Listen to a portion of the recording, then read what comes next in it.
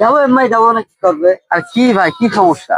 বলেন না ভাই, সকালে চার্জ করে নিয়ে আসছি, এখন ফোন বন্ধ হয়ে গেছে, গেম খেলতে পারছি না।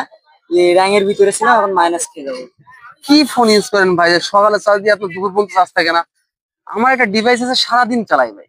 সারাদিন চালাইলেও এই ফোনটার আপনার চার্জ শেষ হয় না। এটা হচ্ছে ভিভো Y31। একটানা যদি চালাই আমি 2 দিন চার্জ যায়, আনলিমিটেড গেম খেলা যায়। কি একটা ফোন কিনছেন ভাই, শুধু শুধু বন্ধ হয়ে যায়। আমার বন্ধু তো একটা সেম ফোন ইউজ করে, আমার বন্ধুর দিকে দেখেন। হ্যাঁ হ্যাঁ, শুনছি। হালাল। হ্যাঁ, ওই আমাদের যে ফোনটা কিনছিলাম, তুই আর আমি দুজন যে ফোনটা কিনছি, হ্যাঁ হ্যাঁ। ওই ফোনটা সম্পর্কে আমার ছোট ভাইরা একটু বলতো, ওর ফোনে মোটে চার্জ থাকে না।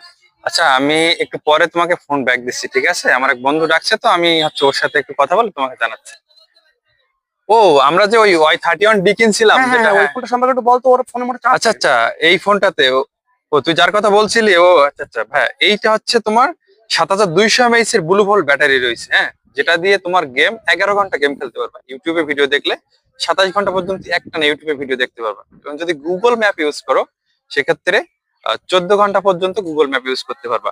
এছাড়াও এই ফোনটাতে রয়েছে ওয়াটার প্রুফের যে সুবিধাটা, IP68 and 69+, যেটা নর্মাল পানিতে পড়ে গেলে তো সমস্যা হবেই না, এবং গরম পানিতে পড়লেও সমস্যা হবে না।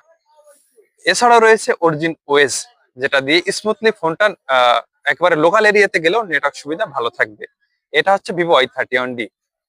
কোথা থেকে কিনছেন ভাই এটা আপনারা? তো এটা ভিভোর যে কোনো অফিসিয়াল আউটলেট থেকে ক্রয় করতে পারবে।